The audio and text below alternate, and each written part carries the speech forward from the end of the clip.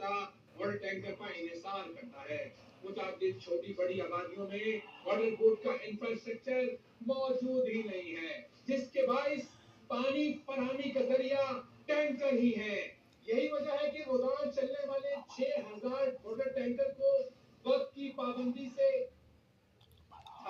और ई चालान के लिए भी वाटर टैंकर में ट्रैकर लगाने की तजवीज दी गई थी। शहर में सपूरा, नीपा, कृष्णनाथ, महमूदाबाद, गार्डन, बल्दिया और सखी हसन से आग बुझाने के लिए इमरजेंसी नाफिज करके पानी फराहम किया जाता है। गवर्नमेंट कह रही है कि आपको पानी, तो ये हमें तो उम्मीद नहीं है फिलहाल, तब भी हम देखते हैं कि शायद पानी मिल जाए हमें। बहुत अच्छा ऐलान किया है। कराची वालों का कहना है कि शहर के मौजूदा इंफ्रास्ट्रक्चर में मौसम सरमा में पानी की फराहमी बेहतर नहीं है। ऐसे में उन्हें टैंकर से भी पानी ना मिला तो कहां जाएंगे। इक़्तिदार मेंबर की रिपोर्ट आपने मुलाहिजा की, वो हमारे साथ स्टूडियो में मौजूद है। इक़्तिदार, मैं ये जानना चाहूंगी कि हाइड्रेंट्स कहाँ-कहाँ मौजूद है और कौन-कौन से इलाके से मुतासिर होते हैं? देखिए, हाइड्रेंट्स जो है वो सबसे बड़ा हाइड्रेंट सखी हसन का हाइड्रेंट है। उसके बाद अगर हम बात करें तो सफूरा बोर्ड पे हाइड्रेंट है, गुलशन इकबाल में एक हाइड्रेंट है, गार्डन में एक हाइड्रेंट है, महमूदाबाद में एक हाइड्रेंट है। अच्छा, कराची का पोश इलाका जिसे हम डीएचए कहते हैं, वहां पर बिल्कुल भी पानी नहीं आता और टैंकरों से पानी सप्लाई किया जाता है। इसी तरह कराची की बिल्कुल कच्ची आबादी है, सुरजानी टाउन, सईदाबाद के बहुत सारे इलाके, बल्दिया टाउन, यूसुफ गोट, लांडी की फीचर कॉलोनी और दीगर इलाके बिन कासिम के, वहां पर सिर्फ टैंकरों के जरिए ही पानी सप्लाई किया जाता है, क्योंकि बाज़ जगह बोरिंग कराने के बाद भी इस कदर खारा पानी आता है कि वो नाकाबिले इस्तेमाल है। इसलिए इन टैंकरों का रुझान ज्यादा बढ़ा और शहरियों ने इनको ही अपना जो है मसीहा मान लिया, क्योंकि इंफ्रास्ट्रक्चर तो शहर में है ही नहीं। क्योंकि आखिरी लाइन जो यहाँ पर ये बात भी हैरान कुन है, परेशान कुन है कि वाटर बोर्ड कारपोरेशन के पास अपने इंफ्रास्ट्रक्चर का कोई भी डिजिटल मैप मौजूद ही नहीं है। जहां भी ये लाइन टूट जाती है, मिसाल के तौर पर अभी हमारे ऑफिस के पीछे ही गार्डन में एक लाइन टूटी हुई है, तो बताया उनको ये गया कि इस लाइन की मरम्मत पर 50 करोड़ रुपए का खर्चा आएगा। तो उन्होंने कहा जनाब पानी को आप बहने दीजिए, पानी बह बह के रुक जाएगा। यानी कि सबसे लास्ट प्रायोरिटी जो है वो पानी का बह जाना है, उसके लिए कोई फिक्रमंद होता ही नहीं है। और शहर में ये भी एक बात है जो आवाम की तरफ से, जो वर्ल्ड बैंक ने फील की, जो वाटर बोर्ड ने फील की, कि लोगों में पानी का बिल देने का जो रुझान है वो बहुत कम है।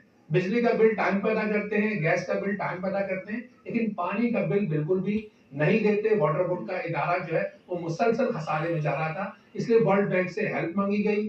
हेल्प मांगने के बाद जो है उनको बताया गया कि शहर में इंफ्रास्ट्रक्चर की तब्दीली के लिए पैसे चाहिए। तो उन्होंने जब पैसे दे दिए तो कहते हैं शहर में चाहे 2 कतरे पानी हो, आप लाइन के जरिए फराहम करेंगे ताकि लोगों को सहूलत मैसर हो।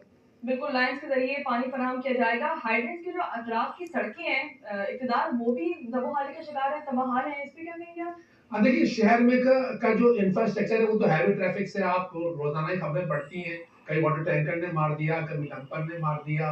पिछले दिनों एक हमारी बहन शहीद हो गई थी वाटर लांडी में, तो उसे वाटर टैंकर ने टूटे हुए रोड पे कुचल दिया था और उसके बाद वो रुकते भी नहीं है। बार-बार देखा गया कि रिवर्स करने में वाटर टैंकर वाले ने बंदे को मार दिया, बच्चे को मार दिया। और ये आसानी भी इन्हें इसलिए दी गई थी कि ये 24 घंटे चल सकते हैं। 6000 टैंकर शहर में 24 घंटे चलते हैं। ई चालान के लिए भी इनको ये कहा गया कि जनाब अपने जो है ना वो जो सिस्टम है उसे अपडेट करें, वो मुंसलिक करें ट्रैफिक पुलिस से, लेकिन पाबंदी आपके ऊपर जो है वो नहीं होगी। लेकिन यहाँ ये बात भी देखने में आई है कि बहुत सारे इलाकों में जो पानी चोर माफिया है ना, मिसाल के तौर पर सरजानी टाउन में ये इत्तलात आती है कि पानी की लाइन तोड़ दी जाती है।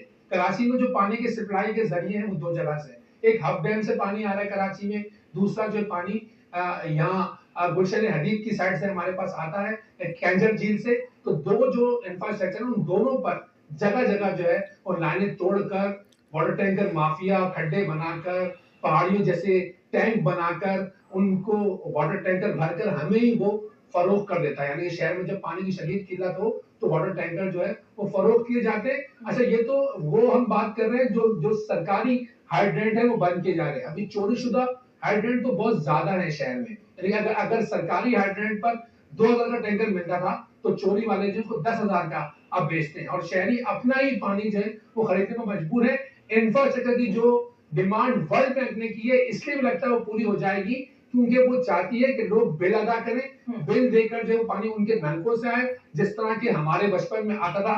आपको मुझे पता नहीं, हमारे बचपन में जो है वो नल से पानी आता था और हम नल का पानी पीते थे और कहते थे ये बिल्कुल साफ पानी है। अब शहर में जगह जगह पानी फरोख्त हो रहा है, जगह जगह जो है वो बोरिंग्स की गई है, जगह जगह लाइनें तोड़ दी गई है, जरासीम ज्यादा पानी, बिल्कुल लाइनें भी तोड़ दी गई है, उसकी वजह से हादसा भी पेश आते हैं इकरार। ये मैं जानना चाहूंगी कि हादसा में तो कमी आएगी, यकीनी तौर पर अगर टैंकर्स नहीं चलेंगे तो हादसा में कमी आएगी। ये आतिशज़दगी के जो वाकयात होते हैं, जो आए रोज फैक्ट्री में आग लग जाती है, तो फिर इन हादसा में जो आग लगेगी उसको कैसे बुझाया जाएगा? पानी की किल्लत होगी तो फिर क्या सोल्यूशन है इसका? अच्छा, होता यूं कि हाइड्रेंट जो है वो जो शहर का सबसे बड़ा हाइड्रेंट है, जिसे हम सखी हसन कहते हैं, वहां पर 12 नलके लगे हुए हैं। अगर हमारे पास फुटेज हो, हम आपको दिखा सके कि जिससे वो टैंकर भर रहा होता है, उसे वो नलका कहते हैं। उस नलके से अगर पानी भरा जाए तो 12 मौजूद है सिर्फ सखी हसन पर, 6-7 मौजूद है हर हाइड्रेंट के ऊपर। तो अब ये फैसला किया गया है कि इमरजेंसी के लिए हाइड्रेंट तो कायम होगा, लेकिन उसे वाटर बोर्ड के ऑफिस का नाम दे दिया जाएगा। वहां पर जो फायर ब्रिगेड के स्टेशन है उन्हें कायम किया जाएगा, ताकि किसी भी इमरजेंसी की सूरत में कराची के जो 7 डिस्ट्रिक्ट है वहां से फायर ब्रिगेड को पानी जो है बिला तात्तुल मिलता रहे और फायर ब्रिगेड